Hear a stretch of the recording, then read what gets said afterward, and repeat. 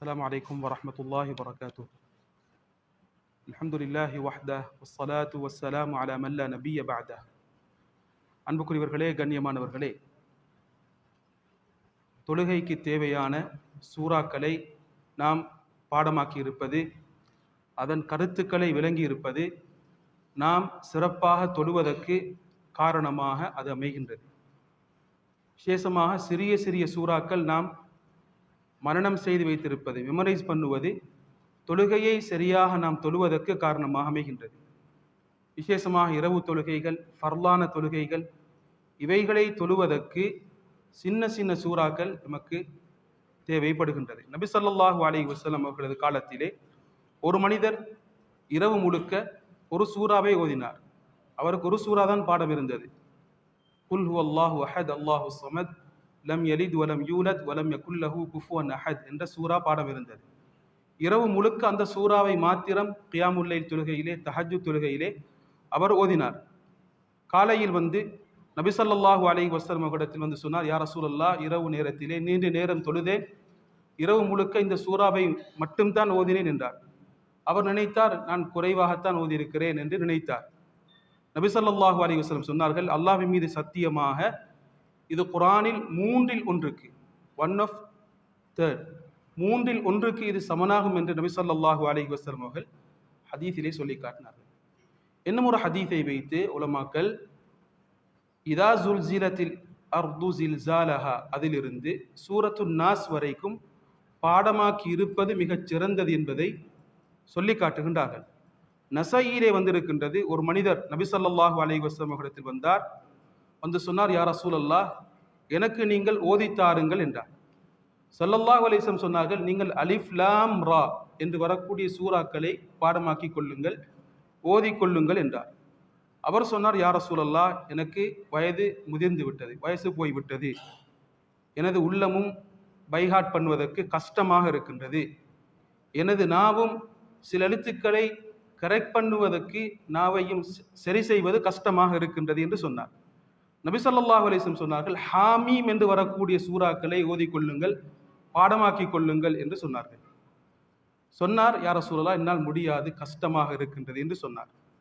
நபி ஸல்லல்லாஹு அலைஹி வஸல்லம் அவர்கள் அவருக்கு சில சூறாக்களை கொடுத்தார்கள். சொன்னார்கள், இதா ஸுல்ஸிலத்தில் அர்த் அதிலிருந்து சூரத்துன் நாஸ் வரைக்கும் உள்ள சூறாக்களை நீங்கள் பாடமாக்கி கொள்ளுங்கள் என்று ஸல்லல்லாஹு அலைஹி வஸல்லம் சொன்னார்கள். அவர் சொன்னார், யா ரசூலல்லாஹ், நான் இதைவிட கூட பாடமாக்கவும் மாட்டேன் என்று அவர் நபி ஸல்லல்லாஹு அலைஹி வஸல்லம் அவர்களிடத்தில் சொன்னார். ஸல்லல்லாஹு அலைஹி வஸல்லம் சொன்னார்கள், அஃப்லஹர்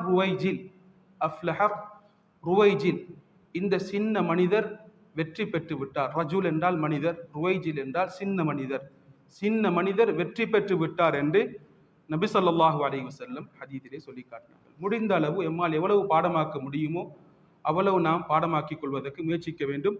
நபி ஸல்லல்லாஹு அலைஹி வஸல்லம் அவர்கள் மூலமாக அறிவிக்கப்பட்டிருக்கின்றது. அது ஒரு தஈஃபான ஹதீஸாக முஹத்தீஸுங்கள் சொல்லி காட்டியிருக்கின்றார்கள். எந்த உள்ளத்தில் குர்ஆனில் ஒரு பகுதி இல்லையோ அது மனிதர்கள் இல்லாத பாலடைந்த வீடு. பாலடைந்த வீடு என்றால் மனிதர்கள் வசிக்காத வீடுகள் என்றால் அந்த வீட்டிலே வேறு ஜின்களும் உயிரினங்களும் தான் வாழக்கூடியதாக இருக்கும். எனவே அந்த உள்ளத்திலே நோய்களும் பல முசீபத்துகளும் இருக்கும் என்று நபி ஸல்லல்லாஹு அலைஹி வஸல்லம் அவர்கள் சொன்னதாக ஒரு ஹதீஸில் அறிவிக்கப்பட்டு இருக்கின்றது. அப்துல்லாஹ் மஸ்ஊத் ரலியல்லாஹு அன்ஹு அவர்கள் மிக அழகான ஒரு கருத்தை சொல்கின்றார்கள். வீடுகளில் மிகச் சிறிய வீடு, சின்ன வீடு எது தெரியுமா? எந்த வீட்டில் அல்லாஹ்வுடைய குர்ஆன் இல்லையோ அதுதான் வீடுகளில் மிகச் சின்ன வீடு, ஆக சிறிய வீடு என்று சொல்கின்றார்கள். சொன்னார்கள், நீங்கள் குர்ஆனை ஓதுங்கள், குர்ஆனை எவ்வளவு ஓதுகின்றீர்களோ அதற்கேற்றவாறு கூலி கொடுக்கப்படும். குர்ஆனில் ஓதக்கூடிய ஒவ்வொரு எழுத்துக்கும் 10 நன்மைகள் இருக்கின்றது.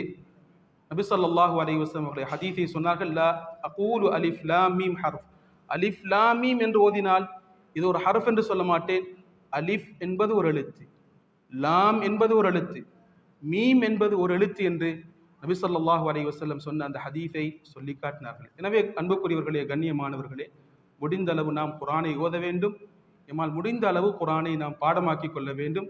அதற்காக வேண்டி அல்ஹம்துலில்லாஹ் மஸ்ஜிதிலே குர்ஆனை மரணம் செய்வதற்கென்று ஃபஜ்ருக்கு பின்னால் மேலே ஃபர்ஸ்ட் ஃப்ளோரிலே அதற்கென்று ஒரு குர்ஆன் ஹிஃப்ஸுடைய எரல்ஸுக்குரிய கிளாஸ் ஆரம்பிக்கப்பட்டிருக்கின்றது. இந்த அல்ஹம்துலில்லாஹ் ஆரம்பித்தோம்.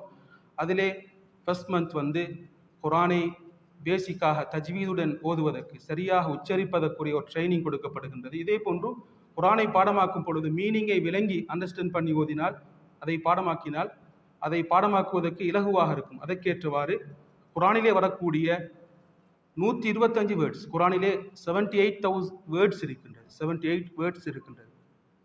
அதிலே 125 வேர்ட்ஸ், 125 வேர்ட்ஸ் 40,000 டைம்ஸ் ரிப்பீட் ஆகின்றது.